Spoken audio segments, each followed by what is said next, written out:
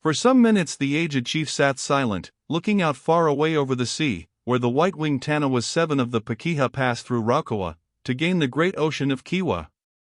His thoughts were as far away as the blue isle of Rangitoto, marked vaguely in the horizon. What thing was he pursuing over the dim trail of the past? Of a truth he seemed to see those who were not present, to hear those who did not speak. Would he begin his story at the time when those fierce old history makers of yore, the Waitahi and the Ngaitahu, dwelt in the valley of the pensive water, and held their land against the fierce invaders coming down from the land of Terra? No, he turned towards us, and the words from his breast were of things long, long before the Waitahi fought their frays upon the sounding shore. He spoke in a hushed voice, for our ears alone were the secret things he was about to unfold. O men of the great land beyond the mountains and the sea, why should I tell to you those things which none but our priesthood of ancient night have known? It is because I have heard the voices of the great Tohungas of the earth speaking to me in sleep, and I have had no rest. Therefore I will obey the words that have come to me in the whistling winds of heaven, and reveal a secret of the ancient Tohungas of my race. Yet in doing this I know full well that, by the occult law of the ages, I shall incur my death. Know then, O children of another world, that the blood of the great river of heaven has run through the veins of an unbroken hereditary priesthood from the further shore of time to this day that we see beneath the shining sun.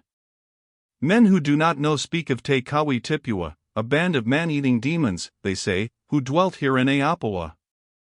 Sons! These are no demons, but the powerful priesthood of which I speak to you, extending back into the far night of the world. The Rangitain and the Ngaitahu have nursed our priests in their wahini's laps, the Ngatamemo also, and before them the Waitahi, skilled in spells. All these came and passed away like the leaves of the Coatukutu 8. But the father blood of the ancient Kawi Tipua is of the great river of heaven flowing down the ages from times when this land of the Maori was without a shore from the rising to the setting sun.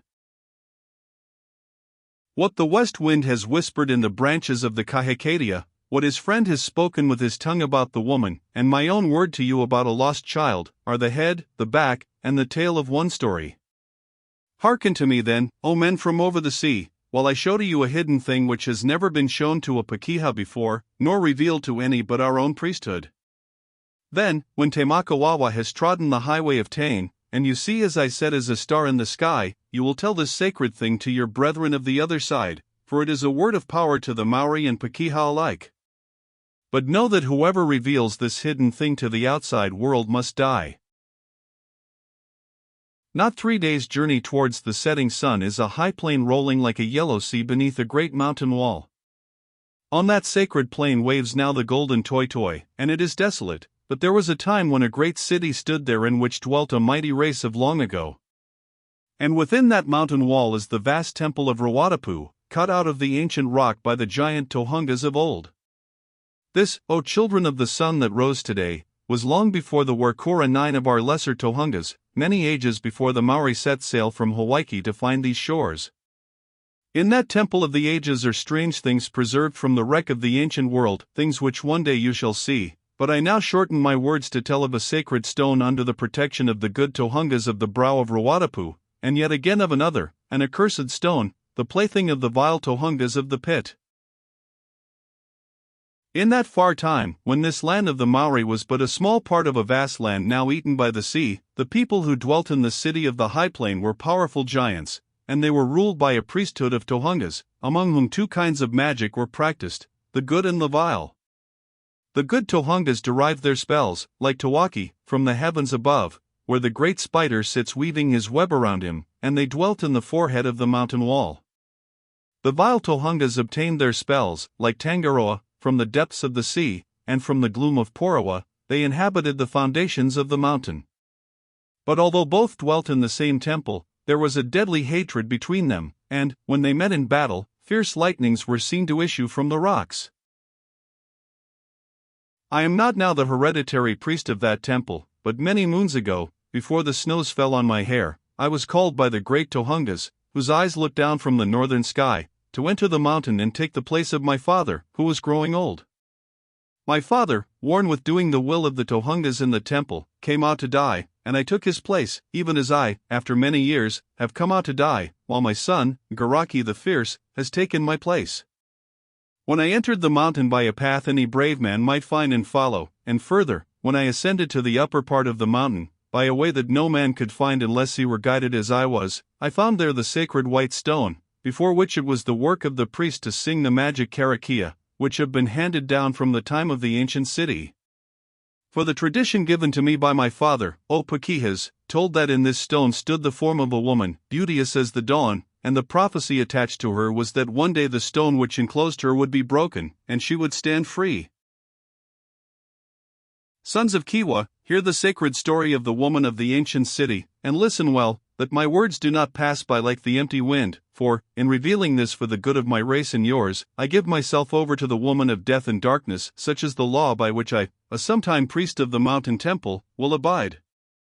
In the times of which the rocks of that temple alone keep a record, the bright goddess Hia, or, as we call her, Hinori, the daughter of the dawn, came down from the skies to restore the divine magic which the vile Tohungas had almost driven from the world.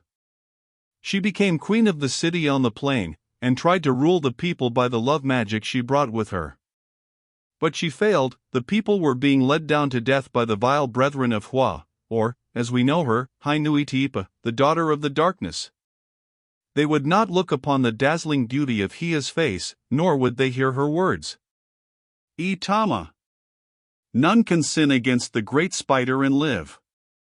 Lo! Mariki, the woman of pestilence, slid down a silky thread of the vast web and breathed death on the city. Two of the whirlwind came also and smote the great land. But the Tohungas of the brow of Rawadapu had been taught in dreams when the great fire of Io throbbed through them and lighted their heads.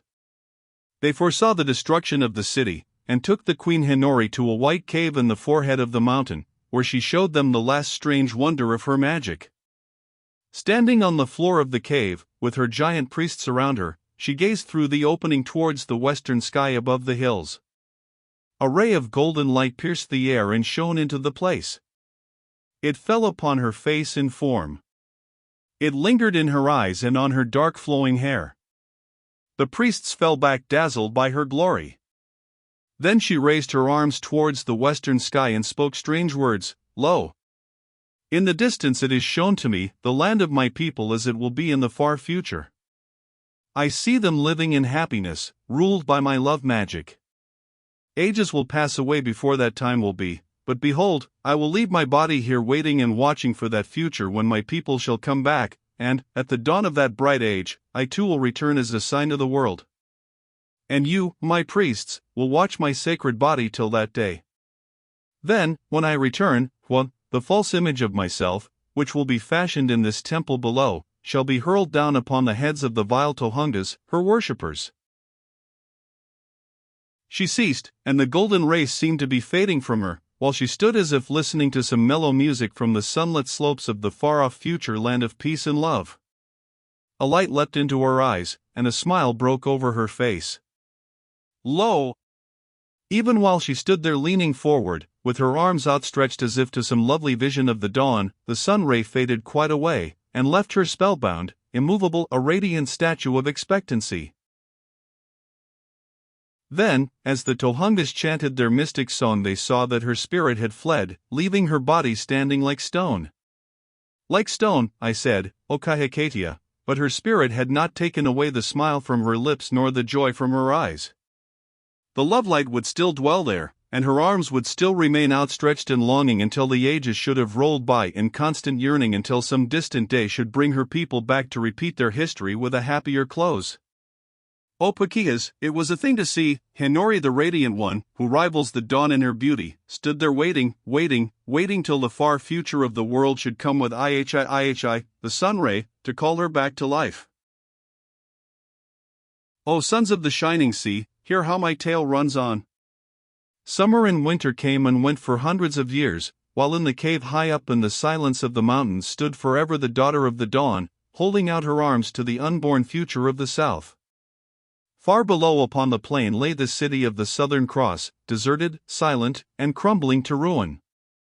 A pestilence had fallen upon the land, slaying the people as one man, and now through the silent streets wandered the dragons of the desert.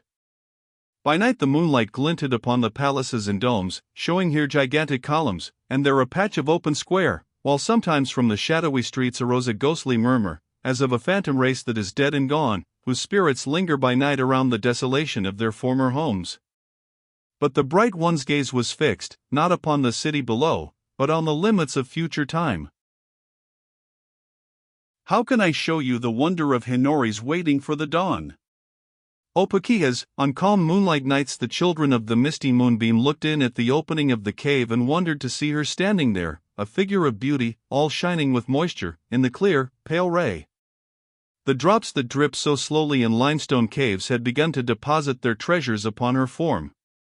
Her robes shone with 1,000 crystalline gems. Her hair rippled down like wavy stalactites laden with sparkling clusters of precious stones. They had gathered like the dust of diamonds upon her arms, and neck, and brow, while from the roof of the cave the ever-dripping, crystal-laden water had tried to place a crown upon her stately head. O men of a later day, how can I picture to you the wonder of Hinori in that high solitude?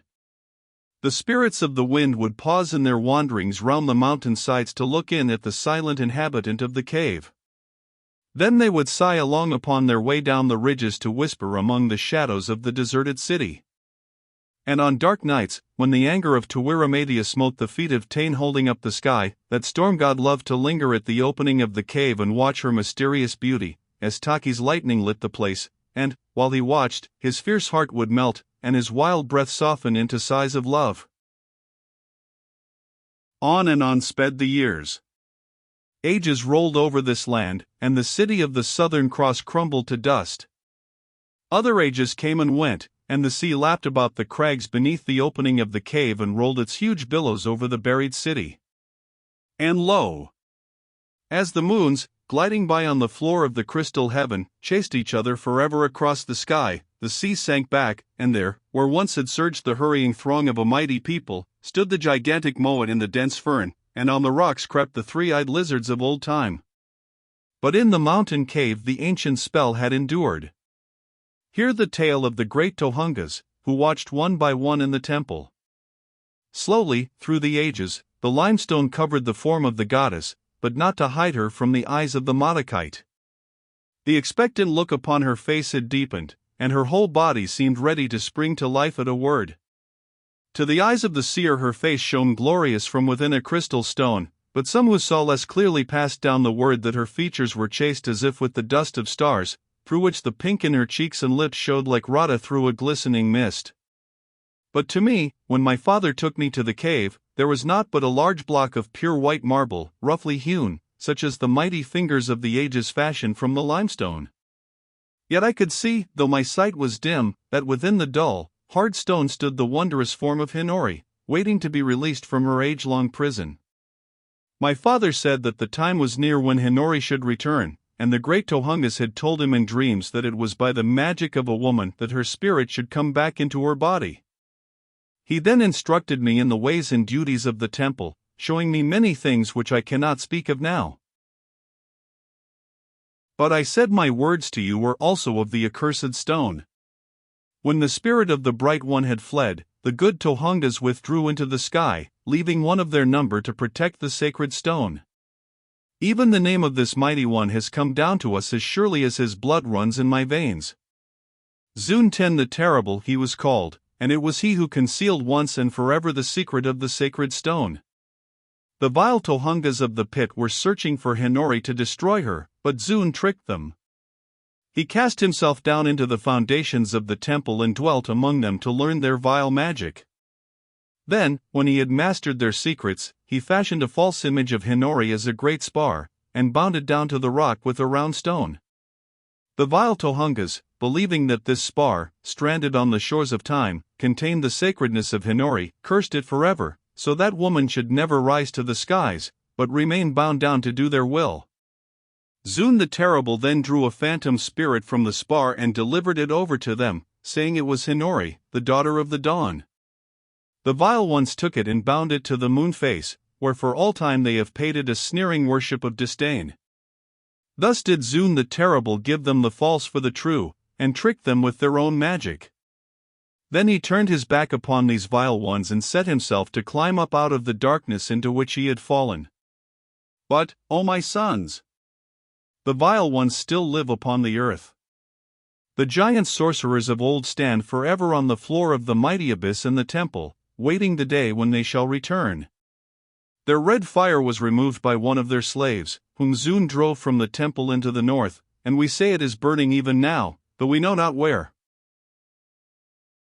So the sacred stone in the white cave has been preserved to this day, and to this day the magic of the sun ray may be seen.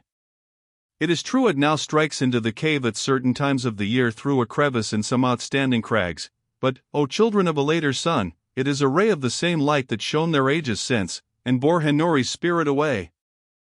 Tama.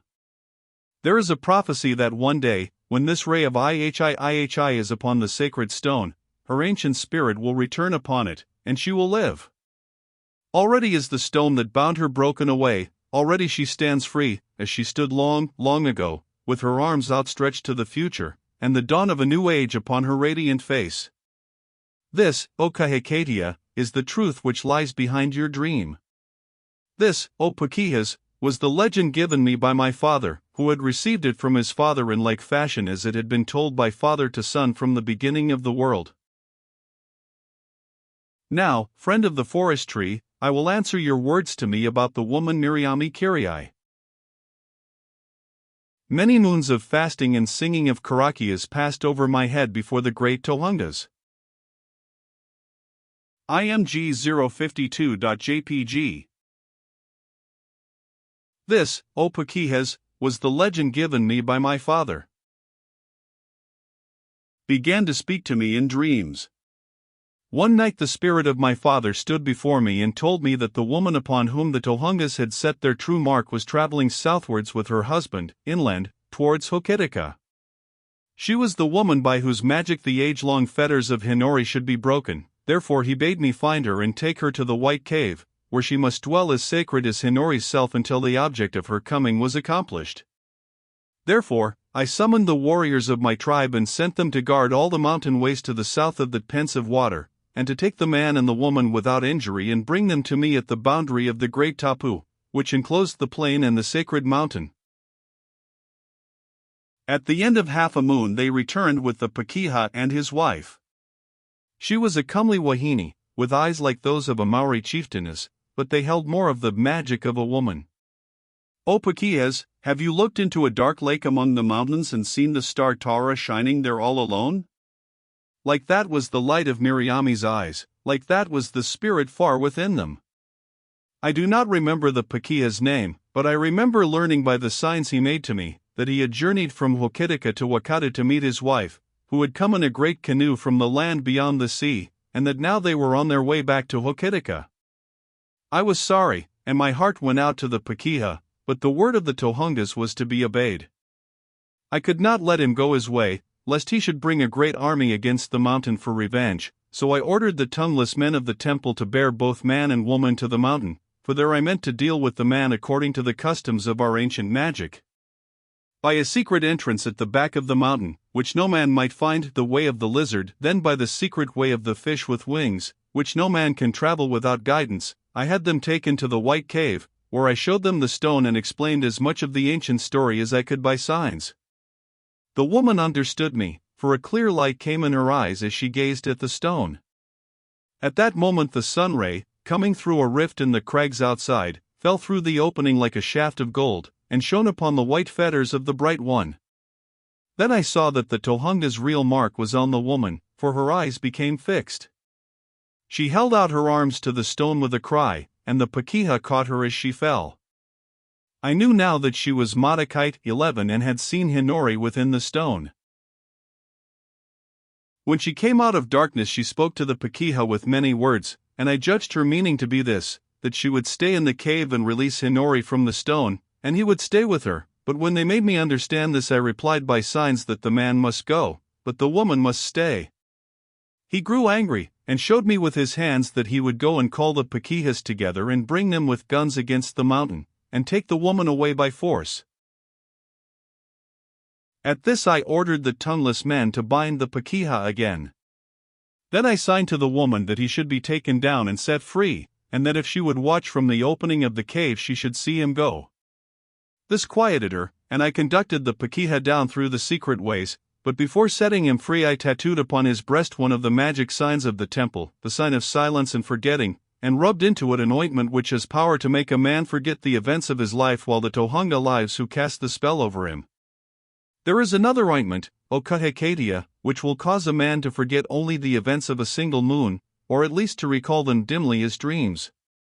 But it was necessary that the pakeha should forget everything, and he went forth from the mountain as one in a trance, from which at sunset he would awaken his right mind, but as a man who can speak the words that he always spoke, and do the things which he always did, yet can remember neither his own name nor the face of his friend. This, O men of today, is a word of the ancient magic for which our lower Tohungas seek in vain. Then I did many things for the comfort of the woman Miriami, that is the name by which she bade me call her, O Wanaki. I placed mats within a recess of the white cave and brought her food and water and firewood, and in it all I made her understand that she was Tapu 12, and she grew to trust me. At her bidding I procured through my tribe some sharp instruments for her with which to break the bonds of the Radiant One, and also some books, that she might learn to speak the Maori tongue. When this was done she showed me the magic of the woman by which Hinori should return. She would break and cut the stone away from the divine form within, so that it should stand free. When I knew this I fell at her feet and worshipped her. For many moons she labored, and though I heard the chipping of the tools upon the stone, the breaking of Hinori's fetters, I set not my foot within the cave. 8 moons passed away, and the 9th was growing old, when one day she waited for me outside the entrance to her abode, on the white steps that lead down into the lower parts of the temple. O Temakawawa, she said, the work is finished. Hinori, the bright one, stands free, but she does not yet live. Nevertheless, Chieftain Tohunga, there will be another life in this cave before many days. Blessed be the child that is born under the smile of Hinataiwaiwa, I said. I will go to my tribe and bring back a woman to be with you. I brought the woman, and Miriami's child was born before another moon had set out to find the sacred isle in the west.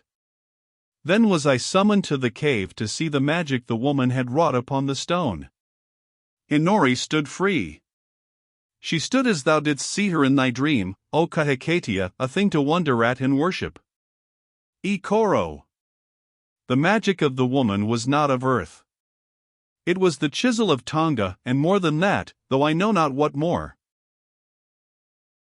Then for 2 summers and winters I toiled in the temple, cursing the vile Tohungas in the abyss at the full moon, as my father and all my father's fathers had done before me, and singing the ancient karakias in the white cave at sunset.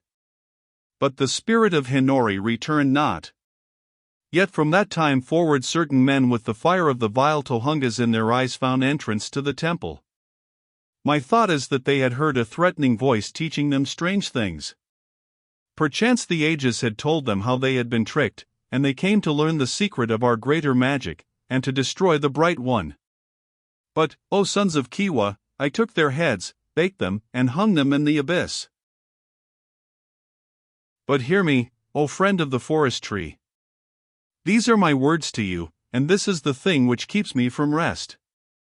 When the little girl, Karatahikiri was her name, was able to run about and speak her own tongue and mine, I used to lead her and Miriami down to a place where the river hemmed them in against the mountain wall. Here the sun shone upon the moss, and flowers grew, and here the little one would play. One day I was cutting wood on the bank lower down, when I heard a scream, and, looking up, I saw Miriami standing on the bank waving her arms. I hastened to the place, and she pointed to the water, where I saw, rising to the surface, the little body of the child. O my brethren of the pale skin, I saw her white face, and in her hand she held some mountain lilies, in reaching for which she had fallen over the bank. The current swept her under, and though I plunged in at once, it was some time before I could find her among the twisting folds of the water. When at last I laid the little body at Miriami's feet, its spirit had fled beyond Y Oratane.13. Have you seen the grief of a mother weeping for her child, O Paquihes? I hope I may never see it again. I sat down and covered my head, and my own tears flowed like rain. But not for long. Miriami dashed her tears away and tried to bring the little one's spirit back from Reina. I knew that a spirit sometimes halts and lingers on the hither bank of Wyoritane, therefore I worked with her on the little body, trying to charm the spirit back, and, as we worked, I sang an incantation, while her tears fell on the child's pale face. But Karatahi's spirit had passed beyond the waters, from whose further bank none may return by the way they went. The sun was sinking when we ceased our efforts, and then Miriami sank down in despair. By the ancient rites of the temple, no dead body must remain within its inner tapu. I told Miriami that I would bury it at once somewhere in the outer tapu across the stream. She pleaded with me to let her come, but I would not. I had sworn to my father's spirit that she should not go beyond the inner tapu. Then, she said, bury the body of my child beneath the shade of the great Rimu in the valley, where the Tua sits and sings in the twilight, that when I listen from the mouth of the cave I may mingle my grief with his singing. I promised this. When she had taken a last farewell of her little one, she sank on the ground numbed with grief, and I crossed the river with Karatahi's body in my arms. As I was hurrying towards the Rimu in the valley, I said in my heart, "It is the will of the Tohungas." The child stood in the way of Hinori. The attention was divided. Now the child is dead, Hinori will delay no longer. It is best, the Tohungas have spoken. The tongue in my heart stopped, and I stood still, looking down at the child. Was it a tremor passing through the little body, or was it my dream? Who could come back after so long a stay in Reina? I hurried on again into the shades of the valley, and came to a sudden stop a second time, for the body was trembling visibly in my arms. There was no longer any doubt.